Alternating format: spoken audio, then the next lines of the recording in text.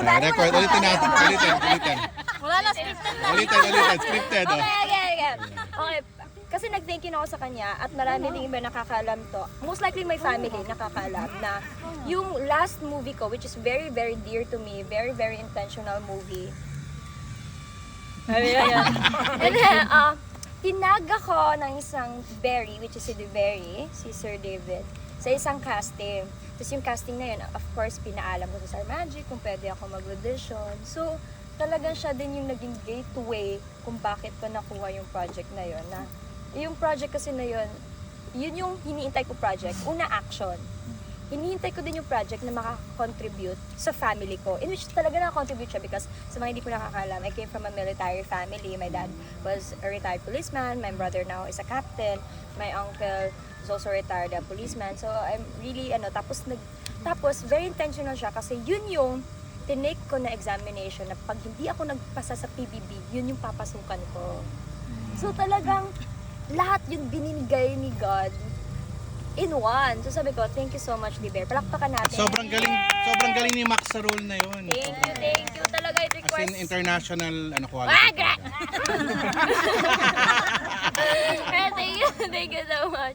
Pero Liber, thank you so much. Kasi, of course, dinumaan naman yun sa Star Magic. Meron ding, mas nauna lang nakita ko yung casting. Pero talagang, after no nakita ko, biglang nagsabi sa Mama Jo na may nagpapakasting, which is yung handler ko sa Star Magic, na may nagpapakasting na, meron kasi mga open casting na sinasabi sa Star Magic, sinasabi sa ibang network, yung sa GMA, yung mga artist, na open audition siya. Kasi yun yung audition na yung open audition yun. So, iba't ibang artista, may iba't ibang batches ng PBB, may nakikita din ako doon. So, maabot kasi ata kami ng 150 na nag-audition noon, di Berry, sa movie na yun. So, again, thank you so much. And then sa mga nag-support, thank you so much.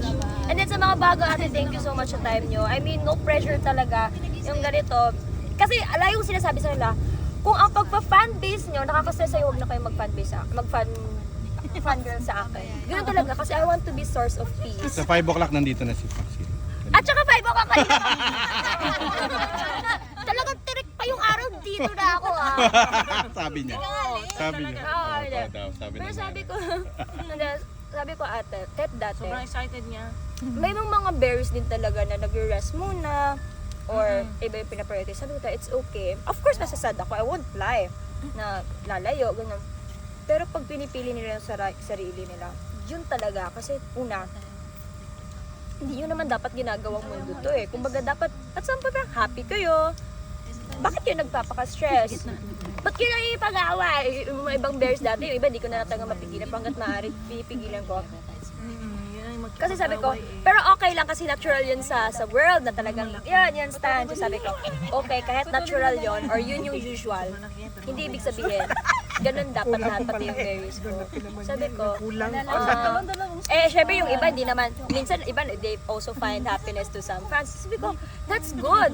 Basta, pag stress kayo or what, iiwan nyo yun. Pagdating sa berries, isipin nyo, we're friends, na this is also for us to talk about life, not just solely about fun, like, what do you call this, fangirling, fanboying. Kasi again, pantay-pantay naman lahat ng tao talaga, pantay-pantay. Of course, we are privileged enough na magkakaroon ng platform to have supporters. Pero I myself, hindi ko siya tinitake advantage. Kaya sabi ko nga nagpapa-inspire ba ako or nagiging relatable? Kasi feel ko relatable ako. I can't say na influencer ako or what do you call this, inspiration agad ako. Hindi eh. Kasi porket artista, inspiration ka agad.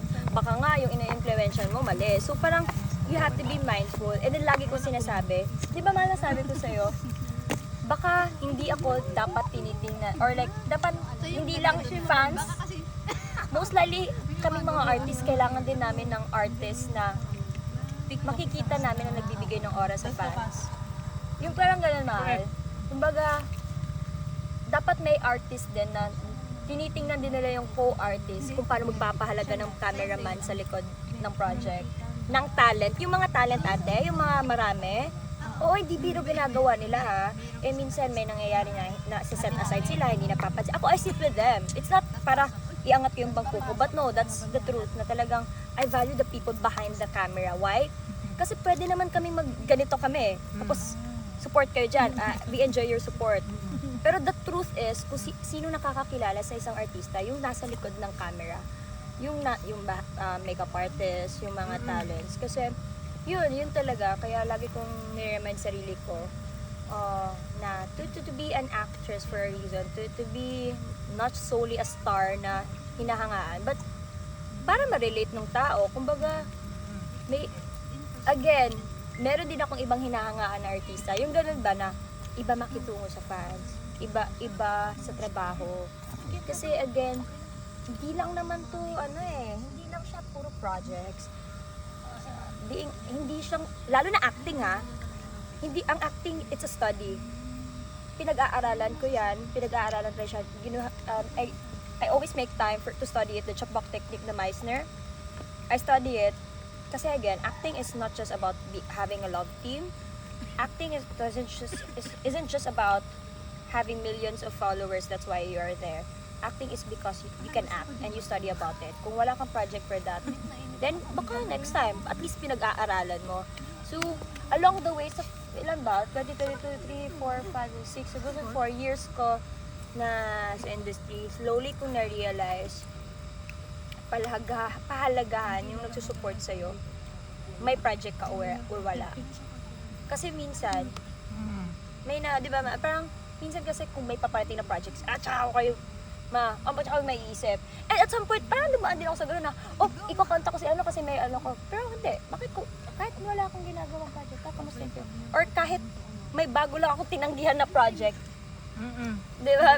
Kasi sa iba po na nakakaalam, I sometimes reject projects. Pag may hindi lahat ina-accept ko, una-una, hindi ako nakikipag-kissing scene na negotiable sa akin. Ayokong naka-two-piece sa isang eksena kahit it's a teen role. I mean, there's nothing wrong about it, but that's my boundaries as an actress. And kung hindi naman, so kung kailangan kong gawin yon, then I better not accept project and still in touch with my berries. Ganun lang yun eh. And then third, yun na yung third, yung siya ng mama ko. And then yung third, paano ba?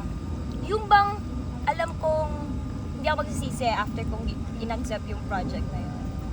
Kasi iba ang industry, parang nasa iyo kasi sa lahat di ba, Berry? Nasa iyo yung fame, the money, yes, meron talaga yung project, yeah. The power, kasi pag may money ka, nakaka-influence ka. Pero pag kinain ka kasi ng tatlong yun, you'll get lost. You'll get lost talaga. So, it's really nice as well to kahit ako, kaya ko talagang 40% sinasabi ko sa public, 60% I keep it private. And hindi ibig sabihin ng selfish ako sa Berries. Well, in fact, gusto ko ma-relate nila yun gusto ko ang Berries, kailangan may privacy pa rin sa life nila. Kailangan hindi solely for fun, kailangan may focus pa rin sa trabaho, hindi nag-fan base lang whole of their life. Again, yung inspiration kasi hindi mo na makikita sa tao. Ang totoong inspiration yung totoong peace, kay God lang talaga makikita. I'm not being religious, pero sa Kanya talaga makikita yung true satisfaction, peace, happiness. Lahat ng yon, from your parents to your family, lahat bonus na lang talaga, lalo na yung admiring artist. So, yun lang naman. Ang dami mong sinabi, pero overall, I am so thankful and to remind you na God first, saka na lahat. And then eventually, good things will follow. Yun lang. Palakpakan natin siya. First question. Okay, first question. Paano yung mga ships? Mga ganyan. Mga ships, ako professionally, it's good. Yung mga ships, it's good. Pero ako naman, personally, it's also nice to admire talaga when it comes to love team. If they really make a good project as a love team. Paano kung nag-aaway yung mga nag-ship? Nag-aaway yung mga... Fandoms. Paano po? Kunyari, siniship yung artist sa isang guy, tapos siniship din sa ibang guy. Tapos yung fandom ng dalawang fandom, lagi nag-aaway online. Anong advice I think we mo? should go back to the core that if it is just for work, then it's for work. How will you know if it's a fake love team or a real love team? I think actually you wouldn't know because it's gonna be the artist who will tell you the truth. And if they're not gonna tell you the truth, and then that's their boundaries. again, if you put yourself into something na, into God, parang, Pero ikaw alam mo ba, since you're insider? Sorry? Alam mo ba kung fake yung mga love team or real? Since you're inside the showbiz na, you're part of the artist. parang fake is not the right term. Hindi, yung when I say real, they have a real, parang on sila. Meron naman talagang mga ganun, may mag-on at meron din talagang fervor. For show Pero, lang. I think wala namang mali sa dalawa yun. Kasi, again, sa Trabaho kanila lang. may trabaho lang. Tsaka, meron ding nagkakabutihan dahil sa trabaho. Parang, it's a very thin line talaga na magkakagustuhan yung isang taong laging magkasama, 'di ba? Parang, lalo na pag teens. Kasi sa teens kasi, yung parang hormones, kaya hindi maiwasan yung sa loob ng PBB. Kasi, I myself, I've experienced talaga na kayo lang talaga magkakakitan, tas walang phone. So, pag nagkakitan kayo, tas makita mo yung good side niya, syempre, you will admire him, admire her. Pero yung mga nagkakaroon na talaga ng relationship, sa kanila na talaga yon. And ako naman, personally, para alam nyo, chill talaga ako sa loob. Wala. Pag trabaho, pag acting, din ako, pag may mga chismis there. Actually, yung mga glam team ko, minsan kasi sa glam team, di ba, parang, wait, ganyan. Pag ako yung inaayusan nila, we just talk about growth, work, and life. Because they know I don't want to talk about Chismis. chismis. It's not classy, it's not being educated, and it's not something that it should be brought up in a certain situation, lalo na I'm at work. Kasi gusto ko, pag nasa work ako, positive lang, what do you call this? Kasi it will reflect you eh. When you talk bad to a person, it will really reflect you, not directly to the person that you're talking about. So, As a yun. John Roberts Powers ambassador. Ay, it's so funny though, the John Robert Powers. I'll have to tell you a story. I think nasa caption ko naman. Sinabi nila yun sa akin last October, if I'm not mistaken. No, October yung shoot. Basta nag-message sila, and then forward ko sa Star Magic. And then nag-Zoom meeting kami before the shoot. Kasi ako naman, pag kinukuha ko ng isang brand, ng isang project, or lalo na ngayon lalo na last year, tinatanong ko kung bakit nila ako kinuha. Kasi, I mean, there's a lot. I'm truly grateful. But I wanna know, kasi para at least alam ko na, baka unconsciously, na-appreciate na pala nila paano ako manamit, kaya nila ako kinuha, or how do I talk. So, sabi ko, nag-meeting kami sa John Robert Powers. I asked the marketing staff, I asked her, pinisent niya na, ano yung 2026 campaign, ganyan-ganyan. So, ako yung sa young executives, not just solely for show business. Kasi yung John Robert Powers, kasi it's a training not solely for showbiz, but also corporate job. Even yung mga CEO ng mga big companies, they privately go through training. So natapos mo ba yung CEO. training? Like, did you go through the... Yeah, instead of 15 sessions, ginawa ko lang 3 days lahat. Yeah, so, ngayon, going back, I asked them, why did you choose me as the ambassadress? There's a lot of fish in the sea.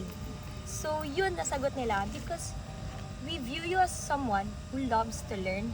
And then, nag-o-observe na pala sila dun, di ba? Nung time na nagkaroon ng Star Magic collaboration, na 2 days, I don't know if nakita niyo yung video na yon. Na meron, nakita niyo ba yon? Yung parang collaboration ng Star Magic and John Robert Powers. So, doon pala nila ako nakita. Sabi ko, ha?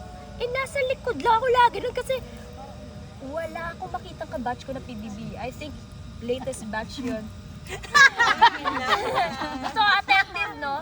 So, parang latest batch yun ata ng 11 pa. Sabi ko, I am so happy. Paano niyo po ko napili? What were your considerations? Why do you choose me? I am not famous as them. I mean, like, I don't have that makalaki engagement. I don't have, I mean, there's a lot of fish in the sea. So, parang dami nilang pwedeng kunin. Sabi niya, Maxine, it's not just about having the prettiest face or having the most Following. Sorry, the platforms. Sabi ko, also, I'm so thankful. Then, before, no, nag-inquire pa ako kasi nabitin ako sa 2-day collaboration ng Star Magic. Nabitin ako, nag-inquire ako sa kanila. Baka yun sa yun. email. Baka lang nag-inquire ka. Hindi, nag-inquire ako. Sabi ko, I can't really, ayoko pa maglabas ng money na ganun for that training. Maybe next time. So, tas yung mga pinsan ko, gusto na din pala. Actually, nung una, marami na nagtatanong, yung sa John Roberts nakita ko sa Star Magic. Kasi, ilang years na talaga siya, di ba? They maintain their legacy. Yes. Have you heard that? Yeah, yung sisters ko nag-aral doon. And my Hindi ko sisters are naman old. sabihin no, na Di Berry na si Di Berry yung pinaka dito. Pero Di Berry sa era mo, may narinig na nag-aaral yung John yan. Robert Yeah. Powers.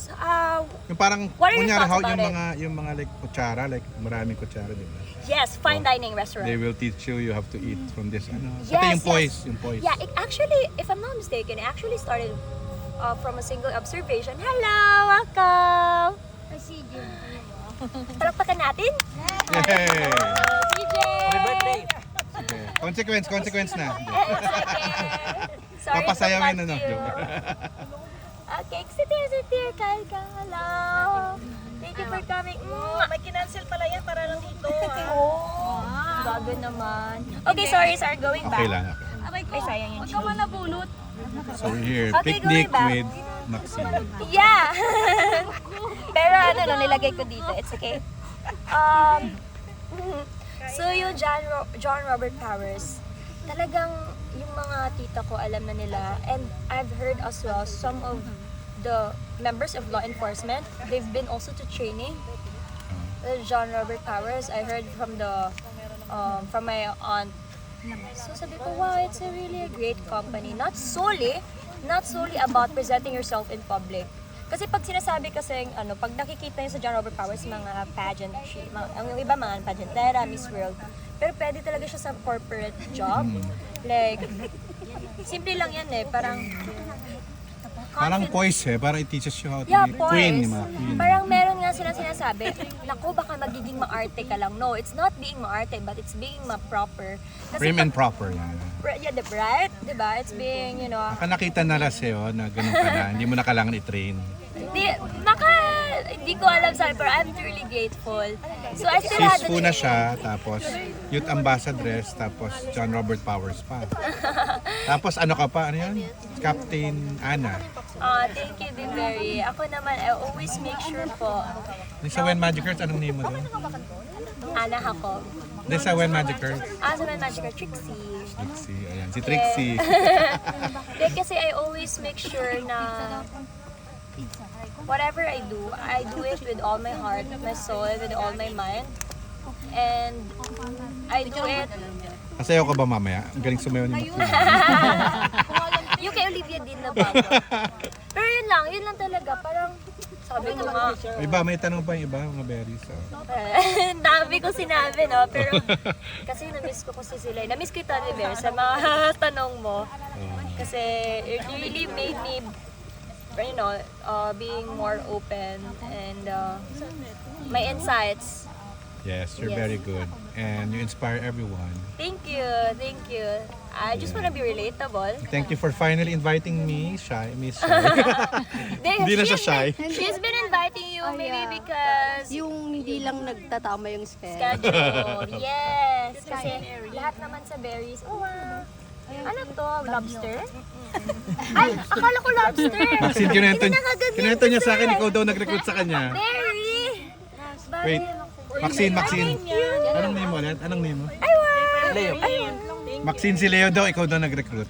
Sorry. Rin-recruit mo daw siya talaga sa berries. Kasi sabi ko, if gusto mo mag-support, then why not be with friends? Kasi talagang berries, they really build like this. Alam mo yung family talaga. Of course, Nagulat ka with ba, that Leo, berries. nung invite ka ni Maxine? Yes, sir. Nagulat naman din po, siyempre. Diba? Kasi alam nyo, syempre sa panahon ngayon na may mga modernization, may mga phone, mas lalong nagiging introvert yung tao kasi satisfied na sila. Salamat, sa Maxine, na sarili nila. nag-reply ka sa akin. Of course, not every time. Kasi Alam ko, pero hindi busy naman ka ako na. laging nakacheck sa platform pero minsan ko. But of nag-reply. course, if I can, nagre-reply ako sa mga berries and sa Bait mga talaga support. ni Maxine. Pa sila. Sana pag 2 billion followers ka na. Sana pag 2 billion followers ka na, mag-reply ka pa rin. Sana muna mapunta tayo dun sa 2 followers. But of course, yeah. I will Nasa still do buffet my na tayo pag gano'n. Pag... I will always do my best to make time for my berries. Ay, Joe!